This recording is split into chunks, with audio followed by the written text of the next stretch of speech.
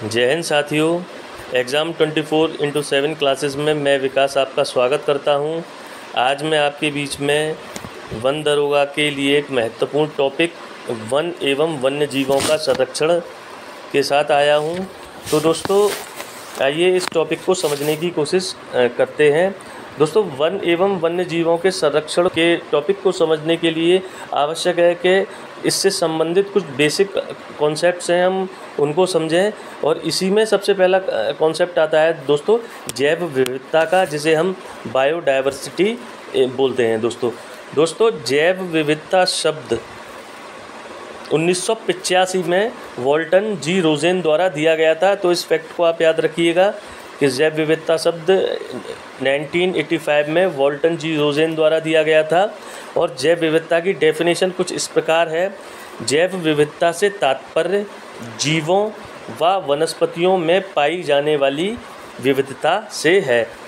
अर्थात किसी एक इकोसिस्टम में, पर्यावरण में या पारिस्थितिकी तंत्र में कौन कौन से जीव रह रहे हैं, उनमें उनकी कितनी प्रजातियां हैं, उनका कौन सा समुदाय है, वनस्पतियां कौन कौन सी हैं, कितने प्रकार की वनस्पतियां हैं, इनका जो कुल जो संख्या होती है उसको हम जैव विविधता कहते हैं। यानी कि जीवों व वनस्पतियों में पाई जाने वाली विविधता और उनकी कुल संख्या को हम जैव विविधता के रूप में जानते हैं दोस्तों। और ये जैव विविधता का संरक्षण ही वास्तव में वन एवं वन्य जीवों का संरक्षण कहलाता है दोस्तों। या इस दिशा में, जीवों के संरक्षण की दिशा में जैव विविधता हमें रणनीति बनाने में बहुत अहम योगदान देती है दोस्तों। आइए दोस्तों आगे हम ये समझने की कोशिश करते हैं ये जो जैव विविधता है ये कितने प्रकार की होती है। दोस्तों इसमें पहला जो टैब दिया है वो दिया है आनुवांशिक विविधता या आनुवांशिक जैव विविधता। इसके अंतर्गत कहा गया है, इससे तात्पर्य किसी एक ही समुदाय के जातियों में जीन की भिन्नता से है। अर्थात किसी एक समुदाय में ही कितनी अलग अलग प्रकार की प्रजातियां हैं, कितनी अलग अलग प्रकार के जीव हैं, उसको हम आनुवांशिक जैव विविधता कहते हैं। दूसरा पॉइंट है दोस्तों इसमें, इस भिन्नता का कारण गुणसूत्रों की संरचना होती है। यानी कि जो आनुवांशिक जैव विविधता है वो क्रोमोसोम्स का जो स्ट्रक्चर है उसमें जो अंतर है उसके कारण होती है। और इसका एक एग्जाम्पल दिया गया है दोस्तों बंदरों में विविधता। देखिए बंदरों की भी कई किस्में पाई जाती हैं दोस्तों, जैसे कि एक लंगूर हो गया, एक आम बंदर हो गया, एक बबून हो गया, और भी कई प्रकार के बंदर होते हैं। तो ये इनकी प्रजाति तो बंदर की है, लेकिन फिर भी गुणसूत्रों की संरचना में अंतर होने के कारण उनकी बनावट, उनका रंग रूप और उनका खान पान भी अलग अलग होता है। ठीक है दोस्तों, तो यानी कि ये आनुवांशिक जैव विविधता है, इसके लिए जो जिम्मेदार कारक है वो गुणसूत्रों की संरचना होती है। इसमें और अगर उदाहरण आप देखना चाहें तो आपको वैश्विक स्तर पर कई प्रकार के खरगोशों की अलग अलग प्रजातियां मिल जाएंगी दोस्तों। ठीक है दोस्तों, तो जैव विविधता के दूसरे प्रकार को हम समझने की कोशिश करते हैं दोस्तों।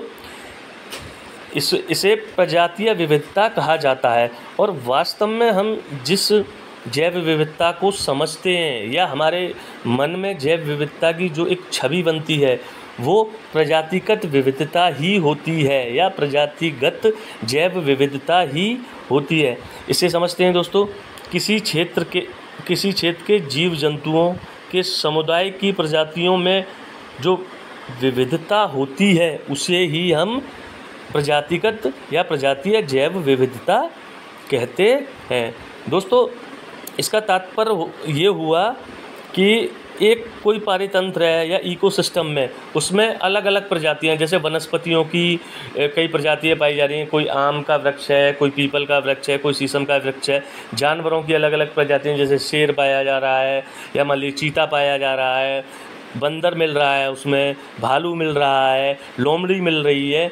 तो इन सब को मिलाकर जिस हम जैव विविधता का कैलकुलेशन करते हैं, आकलन करते हैं, उसको हम प्रजातिगत जैव विविधता के नाम से जानते हैं दोस्तों। और इसका एग्जाम्पल भी दिया है, देखिए दोस्तों, एक पारिस्थितिकी तंत्र में मौजूद विभिन्न जानवर, उस पारिस्थितिकी तंत्र में जितने भी जानवर मौजूद हैं उनको हम प्रजातिगत जैव विविधता के अंतर्गत रखते हैं या देखते हैं दोस्तों।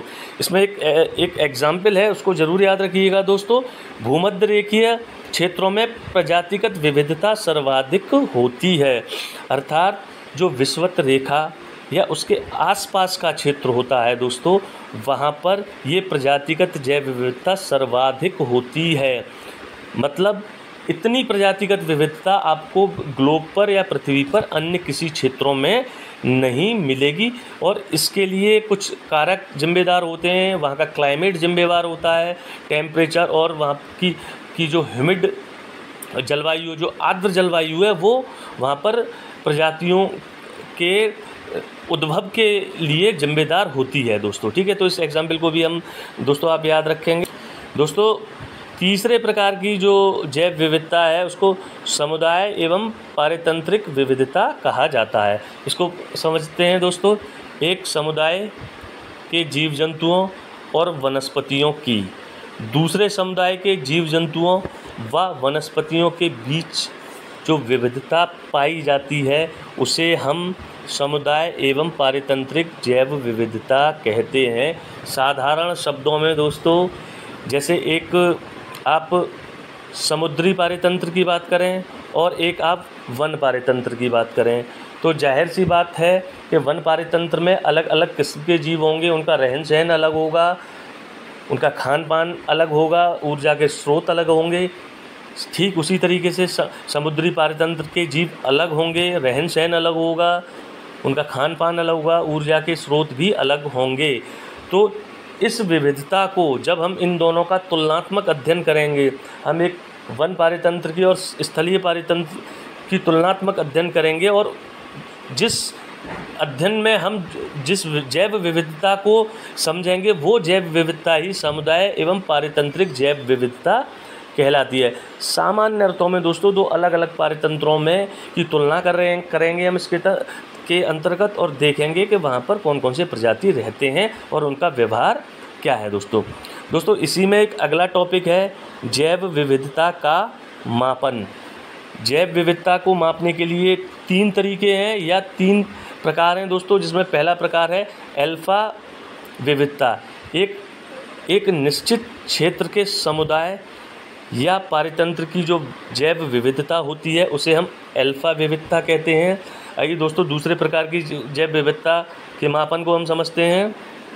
इसके अंतर्गत पर्यावरणीय प्रवणता के साथ परिवर्तन के बीच प्रजातियों की विविधता को मापा जाता है दोस्तों। और तीसरे प्रकार की जो जैव विविधता है उसको हम गामा विविधता बोलते हैं।